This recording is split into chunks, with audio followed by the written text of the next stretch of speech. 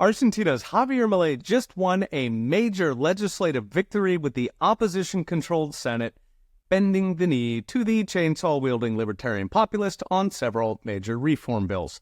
This opposition standown came as Milei's victory over inflation is sustaining his popularity, cowing the opposition who still overwhelmingly controls Argentina's Congress.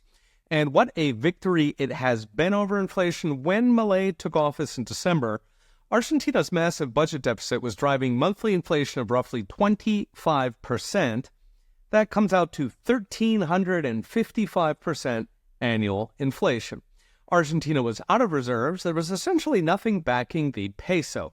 7 months later, Milei turned in a miracle, flipping the budget deficit to surplus and cutting monthly inflation to just 4.2%. That comes to a 95% reduction in annualized inflation.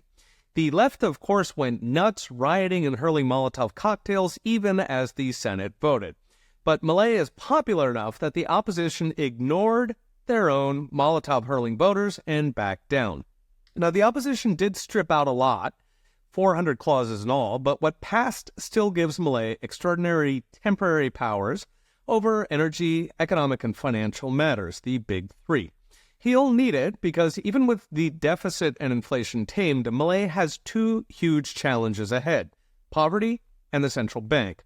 For poverty, the problem is that it rose among Argentinians temporarily with the cuts in the government spending, so between laid-off bureaucrats, defunded NGOs, and construction workers no longer paid by taxpayers to build roads to nowhere. To fix it, the key will be freeing up red tape and taxes for small businesses, so vendors, pop-up restaurants, personal and business services. Small businesses create jobs much faster and much cheaper than big business does, so they're really the focus of a poor country like Argentina or, say, Detroit. Of course, most countries don't help small business since street vendors do not donate. Governments prefer to help the big guys who write the big checks, usually at the expense of the little guy. Milei has a chance to break that logjam. The second major item on Milei's agenda is the central bank. So during the campaign, Milei promised to, quote, blow up the central bank and scrap the peso. He seems to be aiming for a dual legal tender model where Argentinians can use pesos and dollars side by side. That's baby steps compared to what El Salvador did, scrapping the national currency altogether and flipping to dollars and famously Bitcoin.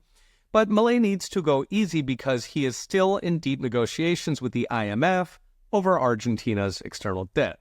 Plus, he doesn't need the disruption right now that a wholesale currency restructuring might cause. So what's next? Brought to you by Unchained.com. Javier Milei, together with Nayib Bukele in El Salvador, are creating a new brand of market-friendly populism that essentially adopts the policy menu of Asian countries like Taiwan, meaning free markets for entrepreneurs and mom and pops without falling into the corrupt big business corporatism that captured Latin America for a century, and that is unfortunately now being copied by America and Europe. That means a lot is riding on Milei, not just the Argentinian people, not just Latin America and other poor countries, but potentially even rich countries like America and Europe who have forgotten how we got rich in the first place.